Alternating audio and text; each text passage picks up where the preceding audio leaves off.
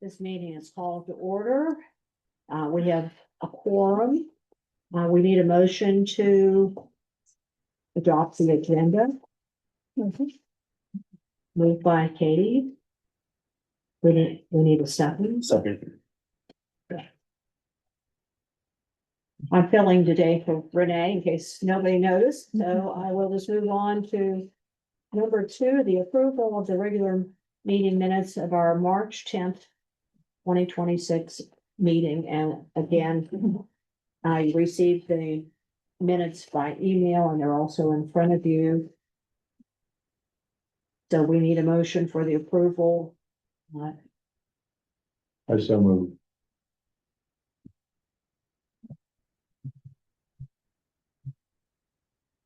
And we need to have a second. Is there any discussion, corrections? All in favor? So ordered. I didn't prepare a board president report since I'm really not the president, but I'll just have to say I've been on the board 11 years and I feel like we've certainly, especially reading Lisa's report for today, and we've gone from strength to strength. And that's really all I have to say about that. And I'm going to move on to the executive director report. All right. I sent my full report to you. I'm going to skip over the staff restructuring updates because I feel like, Lexi, you're probably going to cover maybe a little bit of that. But we are still kind of working our way through reviewing all the job descriptions, and we did hire some folks for the 2 positions that we talked about at our last meeting. So we'll talk about that in a little bit. Additionally, I just wanted to mention that we're working through some things related to LaVale HVAC.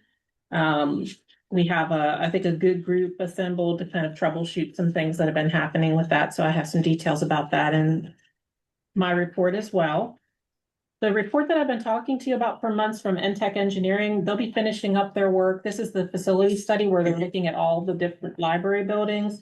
That work is expected to be completed by April the 27th. So I'm really excited to see what that will look like. It'll kind of help us to identify the different kind of capital projects that we should prioritize and things that will need to be repaired, and, project end of life for different pieces of equipment throughout all of our branches. So I'm really looking forward to getting that.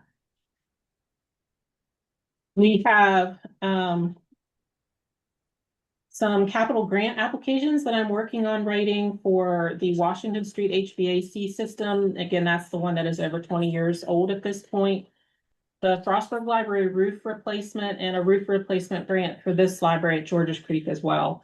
Those grant applications will be due by the 3rd week of May. So actively working on those. I see Jim is in the audience, and I would like to approach the Friends as far as maybe a letter of support at some point for the Georges Creek roof project as well. And additionally, there is a copy of the letter that I sent to the county commissioners that is for the renewal of Renee Nisley to the Board of Trustees. Her first term ends on June 30th, 2026. So she said that she was willing to serve a second term. That term would run from July 1st, 2026 to June 30th of 2031. So that letter has been submitted to the commissioners, and I've been told that that will make it onto an agenda item in one of their future meetings. The county budget presentation was last Thursday, April the 9th, and I think, everything went fine. There was a little bit of feedback from the county commissioners just to say that, we've had a challenging year, and to thank Renee Nisley as the board president and me and the library staff as far as working through everything together. Aside from that, we have submitted a request for flat funding, and we will be awaiting what their decision is related to. Other than that, I really don't have a lot of updates related to the presentation. Next in your packet, there's a draft of a collection development policy update.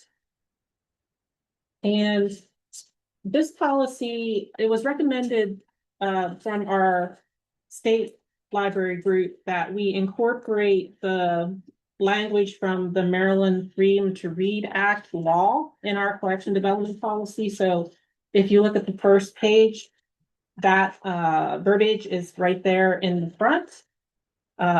We also took the opportunity to update it to make it more current and reflective of current practices.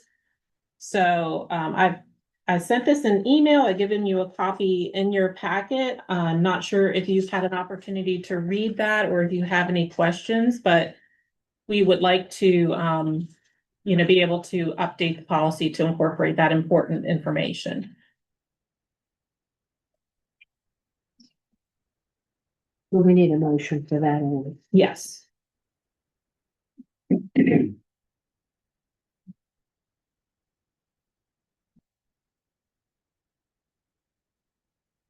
I make a motion to adopt it. Okay.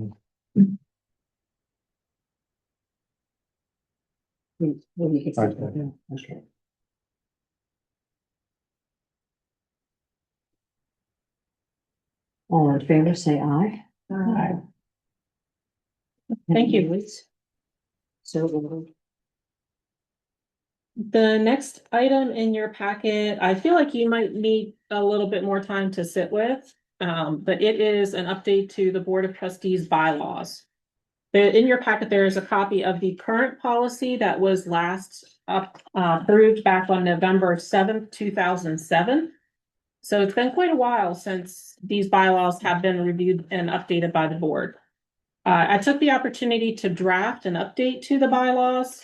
I think that if you look at the older version, there were some errors in there as far as it wasn't lining up with current practice. So it would talk about the day and the time when the board was to meet, and that was not accurate. It also talks about the different officers. So in the old version, it even talked about a vice president appointment officer. We've never had, to my knowledge, we've never had a vice president officer on the library board. So I have, I think that there are some things for you to read and deliberate on to just make those types of decisions. Do you want to have a vice president officer, for example? So I have updated things like when the meetings take place, and also in this modern era, of course, we have Zoom now, so people can join the meetings virtually. So there's language in there as far as how that works. There's language in about how people can request the link to join the meeting. So just trying to sort of get it up to date and accurate with this version. So I don't know if you've had enough time to read it and would be ready to move forward with this draft, or if you would rather have a little bit more time to spend with it, and then maybe we could revisit it at our May meeting for a vote.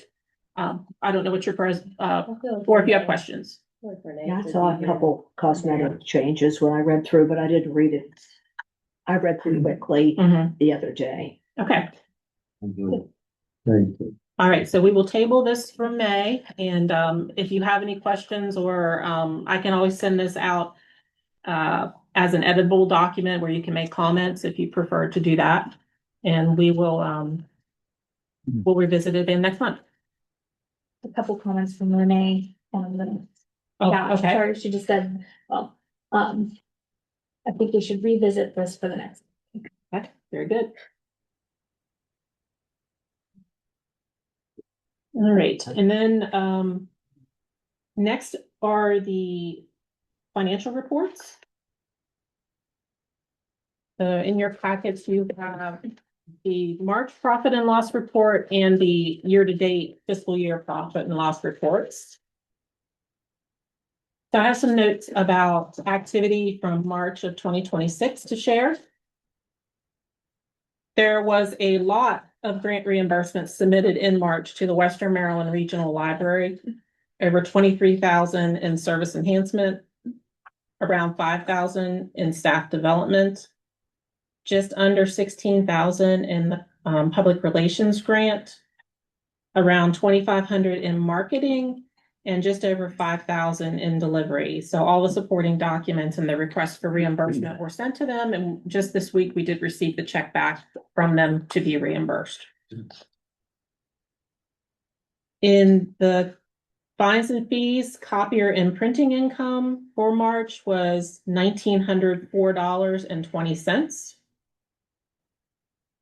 In 45,000 gifts and memorials income, the $5,280 donated in March is a result of a lot of hard work from the team to raise funds in support of the upcoming Summer with Our Library events, including donations from Arkham Games, American Insurance Center, First People's Federal Credit Union, Main Street Books, Chessie Federal Credit Union, the Friends of the Georges Creek Library, Dr. Ryan Pencil, the Friends of the LaVale Library, as well as individual gifts from Jean George, Jean Paduzzi, Lisa Maloney, and Marie Shipley. There were additional gifts from the Friends of the LaVale Library for the children's area and to fund a seed catalog. On the expenses side, in supplies, we spent a total of $4,360. That included over $2,000 in cleaning supplies, filters, copy paper, labels, cases, and book plates, and supplies for library programming, including the School Readiness Fair, the upcoming Summer with Our Library, and the Winter Reading Challenge. In 60500, the Friends of the Library expenses saw the Friends of South Cumberland Library supporting purchases related to the Meal in a Mug program and to add a seed cabinet for the branch. The Friends of Westernport Library supported the purchase of prizes for the cookie contest. In 61002, we had $1,930 for smoke and heating testing that's required for our elevator certifications that was paid, as well as fire sprinkler inspections at 2 locations. 61003 cleaning totaled $4,576 for all 6 locations in March. 63007 hardware IT saw $3,771 spent for the purchase of 3 new PCs for staff, an iPad, a monitor mount, and AC adapters for receipt printers. 63008 software IT included the regular QuickBooks monthly charge, as well as new Adobe licenses that are necessary that we purchase to stay within ADA standards and compliance with the new rules for the website and document content going into effect this month related to Title II of the Americans with Disabilities Act. Ashley's been taking point on this project and can tell you more. 64,000, we spent over $4,000 for electric and over $3,000 in gas across the branches in March. In 65,000 vehicles, the Prius needed a replacement battery totaling $358. I was sweating that one a little bit. I thought it was the big battery since it's a hybrid, which was going to be significantly higher, but luckily it was just a small battery. So that was great. In 68,000 collections, we spent $4,291 to Ingram for book purchases from operating. And in 68,500, we spent another $5,700 with gifts and memorials funds given for collections. And finally, in 68,504, in gifts and memorials for facilities, we saw $5,724 spent, the majority of which was from paying the invoice for the fence repair around Georges Creek Library. And thanks again to the Friends of the Georges Creek Library for helping us to pay that bill. And you can see the fence is now back around the perimeter. So we were really worried about the potential of kids to be playing back there or adults for that matter to accidentally walk into the river since it was not cordoned off. So that's all fixed. We paid the bill. And again, thank you to the Friends very much for supporting that project. Renee, the town will take care of all the planning and the mulching next week, so it'll be ready for Memorial Day. Great, thank you. Yeah. Very great. All right, so are there any questions related to the financial reports?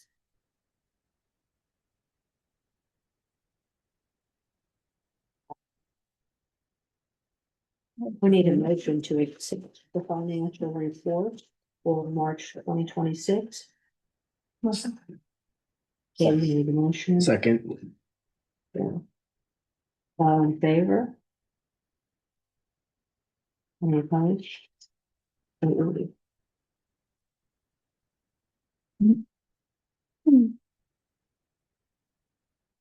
Moving on to library administrators updates, if you don't have anything else to add, Lisa. Oh, no, I think that unless there are any questions about anything else in my report, I think we could move on to Ashley.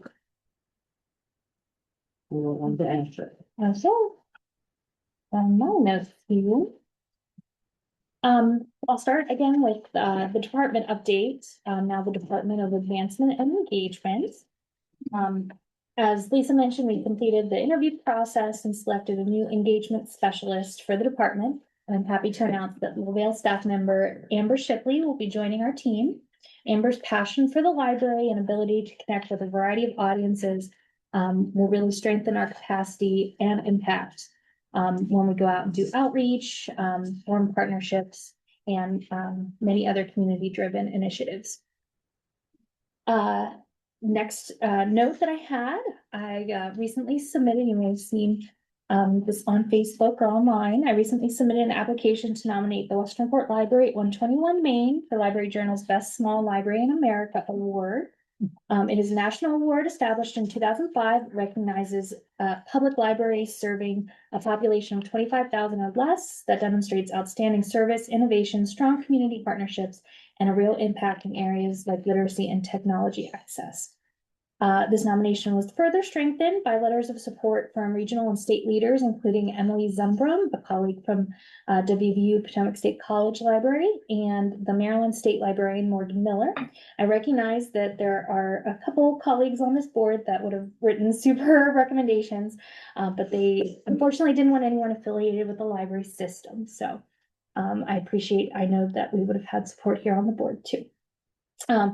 I'll share a brief excerpt from the nomination. I think it really captures the heart of the narrative. The story of Westernport Library is ultimately a story of resilience. Faced with budget uncertainty, catastrophic flooding, and the loss of its building, the library refused to disappear. Instead, staff and community members worked together to reimagine what library service could look like in the face of adversity. Today, the Westernport Library, 121 Main, continues to operate as a vibrant community hub, offering books, technology, learning opportunities, and a welcoming space where residents can connect with one another. Its journey demonstrates an important truth. The strength of a small library is not measured by the size of its building, but by the depth of its relationship with the community it serves. If selected, the winning library will be featured nationally in Library Journal, receive a $2,500 award, and serve as a model for small libraries across the country. And later this week, Lisa and I will be doing a presentation at MAPLA, which is the statewide Maryland Library Leaders Association. And we're presenting on the Westernport Library, the flood, and I will also mention the nomination. Yeah, thank you. And last but not least, Renee Mason, our coordinator of, was coordinator of arts and graphics, communications, and media now. Renee did a great job representing the department at the Chamber of Commerce Like a Woman event, where she shared her personal journey and reflected on how her work at the library and the support of her colleagues has empowered and inspired her. She was one of three. Okay, yeah, I was like 3 or 4. Alicia too, so great MC. One of 3 main speakers at that event. So great job, Renee, and we're very proud to work with her there. So, okay, that end of the department report. Shifting to the statistics. So as you'll see on the summary page there, statistics look down in many of the categories compared to last March. It's likely that the heightened interest during that time last year created temporary boost in visitors, registrations, and renewals. And while that surge is encouraging, our goal is to sustain that momentum and keep it going. So looking at month-to-month trends though, and flip through the packet there, circulation continues to remain strong, both in physical print materials and digital usage. Notably, circulation at the temporary Westernport Library has shown significant growth, increasing 62% over the last 5 months. And although visitors are down year over year, averaging about 17% lower than we were this time last fiscal year, they've remained pretty steady this current fiscal year, with March actually aligning closely with the monthly average. So we're right on track there for this year. Program attendance is also performing well. March reported the second highest attendance of this fiscal year, surpassed only by October. And that's pretty much the key highlights that I pulled out. Moving forward, I'll be working with Shane Drake as our tech specialist, who will be taking over the statistics reporting. We're hoping that this transition will allow for more time to collaborate with Rich and Bill at the regional library, who do this work as well, to refine our reports, automate them, and actually automate a large chunk of the reporting that goes into the public library survey, which is the pretty significant report we submit to the state every year that they go on and submit to nationally to AMLS. Any questions on statistics? We need a motion to approve the statistics for March. Is there a second? No second? No. All in favor? Aye. Say aye. Any opposed? No. Motion's carried. Shane Morse Branch Services. All right. The first thing I want to highlight is the CLC author event that was actually the day of the last board meeting. So Dr. B and I both attended that event. It was a great success. Dr. O'Neill was very pleased with the turnout. The whole team at CLC was very happy. She was already talking to me about the next one that she wants to schedule. So we're thinking maybe next spring or maybe the following fall. We had 40 kids and 38 adults for 78 people total. We did have swag bags that we gave away with a sketchbook and crayons. And we had an author illustrator come, and all of the kids got the chance to share their art. So we had a document camera set up, and every kid that wanted to share their art on the document camera with the author got that opportunity. So that was really, really nice. We also had a Memoirs Matters successful program at the LaVale Library. That was actually the very next day after that one. The presenter for that program did travel from Tennessee. She'd recently wrote a memoir. She's from this area, currently living in Tennessee, a retired professor. She was doing a little bit of a book tour and doing some press. So she came in and did a really nice presentation for us, just about if you want to write your own memoir, some of the differences in the memoir subgenres. And we had 20 people attend that program, and it was very engaged and had really good feedback as well. I completed my quarterly check-ins. So those are the performance evaluations that we do each quarter with my direct reports, which include the 6 branch managers and the coordinator of children's programming, Kate Metzger. And that also included my first check-in with the new manager at the Frostburg location, Allie Opal, following Caitlin's departure in February. Another big highlight was a successful program, the Battle of the Books competition. That was also held at FSU. The CLC donated the space for that. That was a partnership between Allegheny County Library System, Ruth Enlow Library System of Garrett County, Allegheny County Public Schools, and Garrett County Public Schools. This was the first year that we had this middle school trivia competition. It was all literary focused. It was all trivia questions on different books for 6th, 7th, and 8th grade. And we had 75 people total at that event, and we did have 8 teams. So we had one team from Westmore Middle representing Allegheny County, and then several other teams from Northern Middle and Southern High School. So that was a very exciting event. And again, we are hoping to continue that partnership in the future and expand the participation with the Allegheny County Public Schools. And as Ashley mentioned, I also attended the Like a Woman event that Renee spoke at, and the chamber hosted. And I really enjoyed that and did leave feeling very empowered by the work of strong women in our community. So I enjoyed that opportunity very much. And then we have some Choose Civilian initiatives going on this month. You'll see those in your packets and on the counter there. So right now we have the month of civility reading bingo.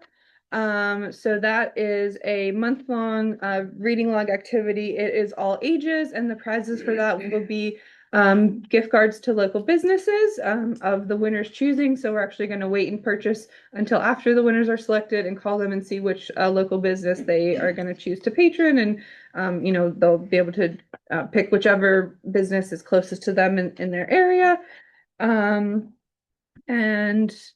Renee and I have also been doing some outreach to civility related events. I'm going to be at there's a Washington Street spring clothing swap tomorrow afternoon at 3:30 at the Washington Street Library that I will be doing some tabling at for Choose Civility as well. I want to say the Battle Roll Books was amazing. And I want to congratulate everybody how well it was. It ran. I had some trepidation thinking about this. I thought, oh my God, this is a really tough thing. Because over the years I've been involved a little bit in Somerset County where they do it very seriously, where they compete and then go on to a state level. But I thought for the first time, this was truly great, truly good job. And I wanted to, I neglected to talk about my staff spotlights. I always like to do my staff spotlights when I do my update, and Shay was one of those. I wanted to make sure that she was recognized for all the work that she did to make Battles of the Books successful. Whether it was writing trivia questions, coordinating promotions, coaching sessions at the branches, communicating across the partnership, or ensuring that everything went smoothly in numerous ways, she was working hard to make it a success. So it was such a fun evening and such a joy to see a competitive reading contest in action. So thank you so much for that, Shay.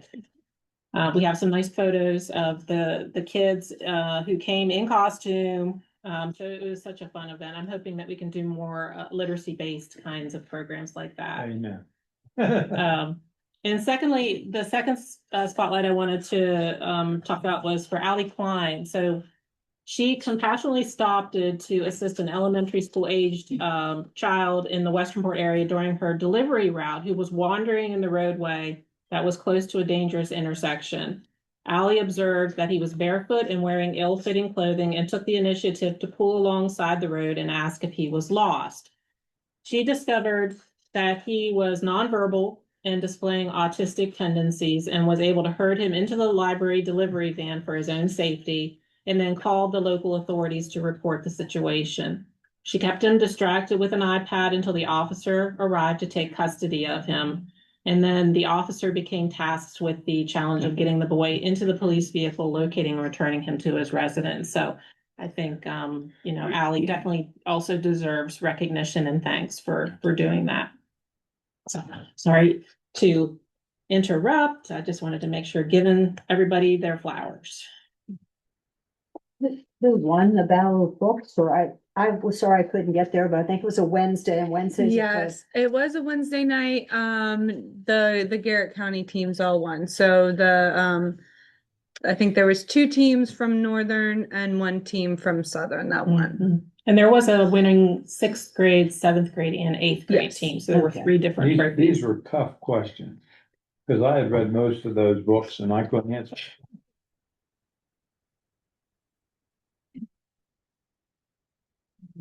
Let's see, you're up.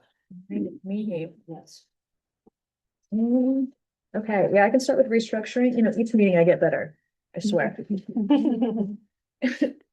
So we did hire our systems and technology specialist and engagement specialist.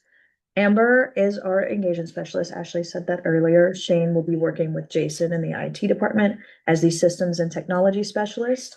Both of the departments needed some help, and I'm very happy that we now have them, some very good staff members to help them out. Moving on, we ended up having, because Shane is moving, we ended up having an opening at South. We decided to move Jess over to South. Before we did that, we spoke to the staff at South and was like, kind of, what's your concerns? What are your other ideas? Taking all of that back, we had a very long discussion trying to figure out if this was the right move. We decided that it was unanimously, so Jess is moving to South, and then we opened up the service leader vacancy at Washington Street. I believe I opened it up on, I don't know what day, but we concluded interviews today. We should be having a decision out by this weekend, so Friday-ish, and then kind of where we go after that, we'll see. So then once that is going on, what are we doing next?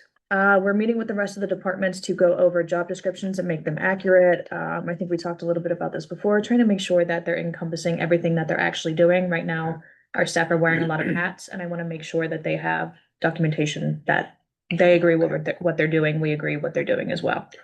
We met with Kate today, which is the children's programming coordinator. And then we will be meeting with materials, StoryCorps, and then we're meeting with the service leaders next Monday after the all-staff meeting. And then I put, when job descriptions are done, we're gonna be looking into redoing the performance reviews and the quarterly check-ins. Right now, I'm just not the biggest fan. I feel like they focus more on like a scoring system rather than, are you meeting the goals? Are you meeting your professional goals? What can we do for you? And I feel like it focuses more on like, are you exceeding or are you not? So look into that. We've looked at a couple of different options. It was talked about. I went to Howard County. I got to see the library, and I met with the state HR for library systems. So that was a big topic that we talked about. So I'm going to be reaching out with them as well to kind of figure out what we think the best route is. Let's see. HR specific. I finished Q1 reports. Those are completed and sent in. Continuously working on digital document archival. We did a productivity training at the last all-staff meeting. We'll be doing a de-escalation training on the May all-staff meeting. Once the budget gets approved, we're gonna do sort of a budget interview, public organization interview, overview, public org, how does it work?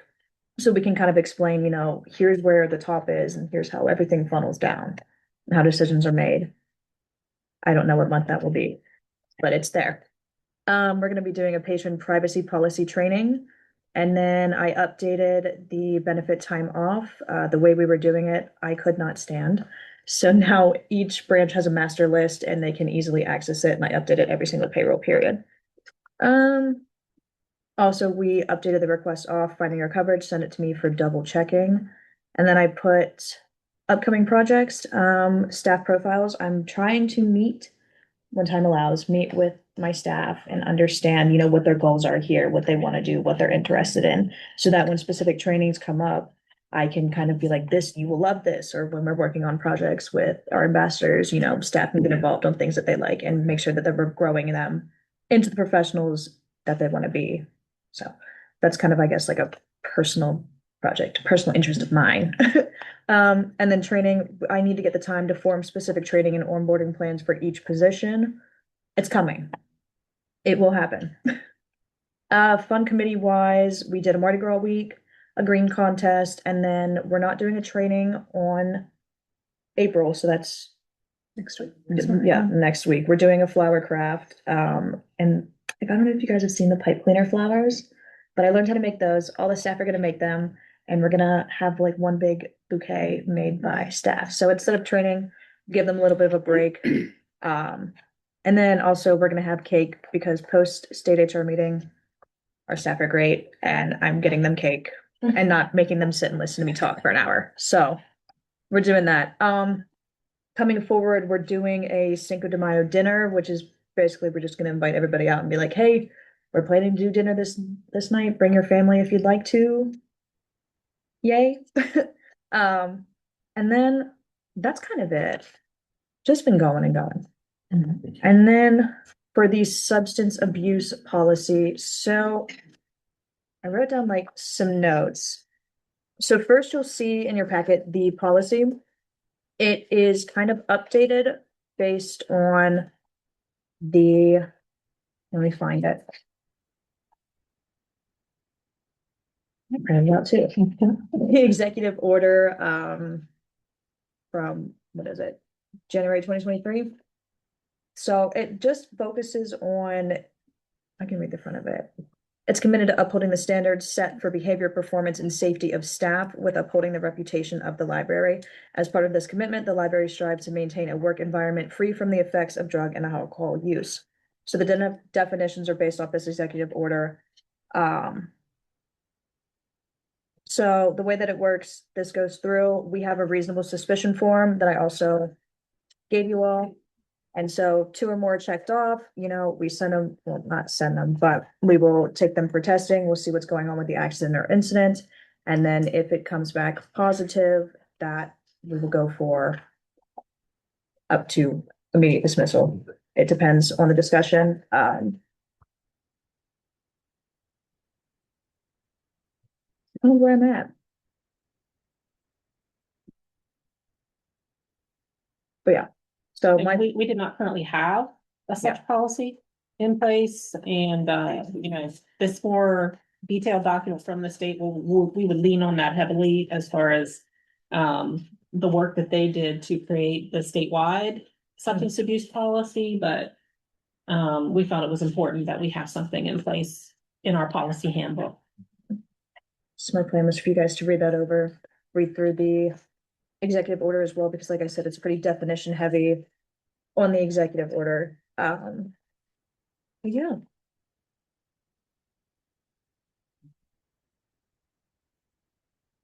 What else did I put?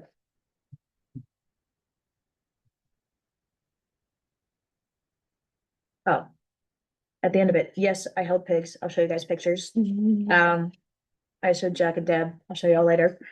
And then, oh, something cute that I wanted to share. So my cat turned 4 and I had a birthday party with him and I shared it with the staff and invited them to share their furry friends. So it was a day where just all of the staff were sending their little pets and animals. I thought it was so cute. And I think it's really important to try to keep the spirits high, even just in like weird little ways, especially in these big times of change. So I thought that was fun to share. That's all I got. Thank you. You need a motion, Lisa, I assume, Yes, to accept the substance use abuse and something. and of course, if anyone has any questions. Yes, and both of the sections for Lexi. I'll make the motion that we accept that policy.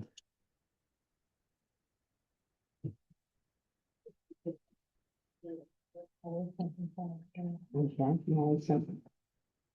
Anybody have any additional questions or additional thoughts for Lexi?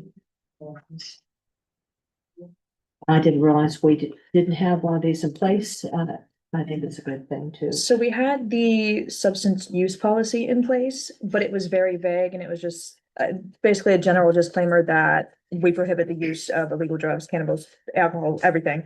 But it didn't have, you know, if you get in it, yeah, it wasn't like, this is what it means. If you get into an accident, say you're in a library car, you get into an accident, okay, we have to do testing. If there's a situation where, you know, perhaps an accident occurs and it's like, oh, well, I thought somebody was acting a different, there's now specifics we can act upon. It's good to have it all, any of these all spelled out, I think, and then everybody's clear. Rather to have it, what is it? Have it and not need it than to need it and not have it. Exactly. Yeah. All those in favor of accepting the policy? Any say nay? Policy accepted, motion carried. Hey, Jason, you're up. Okay, a few updates about Westernport. We have, they now have a phone line. We have Wi-Fi for both public and staff.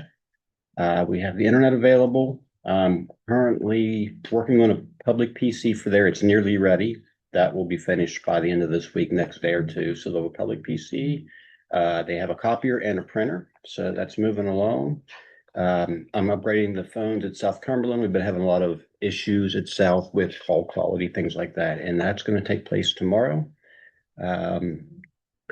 Lisa was able to get the money together to replace one of the big HVAC units at South Cumberland. It's the one that serves the public area. So that's actually being installed right this second, just in time for the hot weather. So that worked out because they would have had no air conditioning there in the public area at all without that.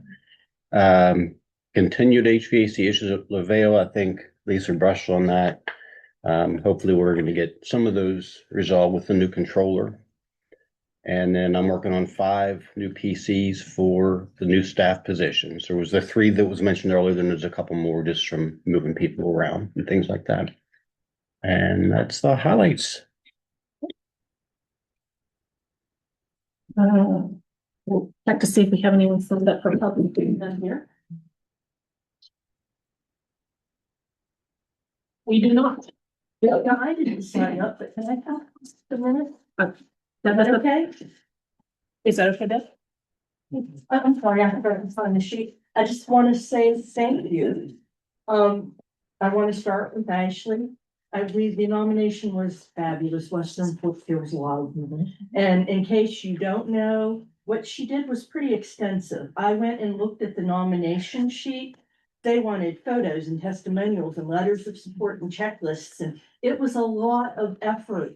And I know that was in addition to your regular responsibilities. And I just want you to know how much we appreciate it. And wouldn't it be awesome to see Allegheny County represented on a National Library magazine?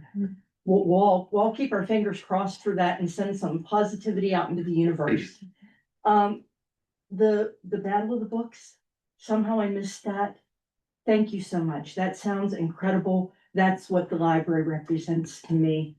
And, you know, I just love to see that kind of thing. And I'll go watch for it look at it, at what we already did on Facebook and make some comments on it because somehow I just missed it. And Allie, kudos for, you know, taking care of the little ones. This is what the library should be out there doing. And I'm so happy that there's so many positive things going on. Thank you for Western Reports, Wi-Fi, computers, getting that in place. That's going to be a great boost to the community. And I just want to say, I'm so happy every time I walk in the door of this library branch. I absolutely love it. From the architecture, the construction, the way, everything, even the glass in the door. I've seen the glass in that door 100 times and just now realized it's the echo of the furnace. You know, I knew the front archway was, and I know the bookcases out there. Everything is just so well put together here and it's a pleasure to be here. Just that's all I wanted to say. Thank you. Speaking of being well put together, the engineer who came to look at the building, you know, we had the video of the waters rushing to the front of the building. And I just said, you know, we just can't believe that the only thing that happened was a little bit of water that penetrated into the, you know, the first foot of the building. And he said, you know why that was? He said, it's because of the arch. Oh. He said that if that had been a squared off window, the chances are that that would have potentially broken more easily. But he said that the construction of the arch, so the furnace design is actually, Wow. they said what kind of helped it to withstand that. So I thought that was That's neat. awesome. Yeah. Do you have any closing remarks or does anybody else? I have a couple, sorry, from online. Had some come in from Renee Nisley. Okay. Renee, I saw your first comment and I was gonna make sure I circled back to it with Lisa. But she said, I just want to say Lisa did a fantastic job presenting to the commissioners. Very proud of the library staff for all they are doing to make the library an awesome place to go and work. And then a couple from Artie, and I just have to read his Zoom name, Dr. Good Looking Former Trustee. I said, oh no, whenever Renee Nisley and Artie were both on too. I was like, oh, there's some private messaging going on there. But Artie just said, congratulations. I think whenever I was reading about the nomination, and then he also said, congrats, Shay, never stop moving up. So lots of love from Zoom.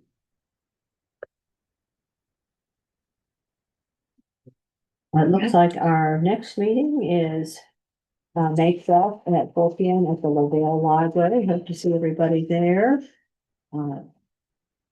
Thank you, ma'am. Having a book fair next week. Spent a lot of physical time setting it up in our new cafeteria. It was really our old cafeteria.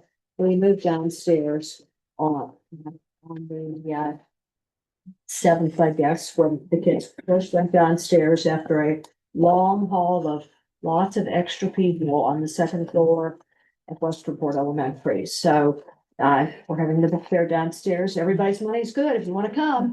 It's 20th through the 24th. Okay, I guess we just need a motion to adjourn. Motion to adjourn. I'll make a motion. Jack made the motion, and I don't think we need a second. Didn't think so. Thanks, everyone. Thank you, Lisa. There are some Choose Civility posters there. If you'd like to take them and post them at your place of work. Thank you.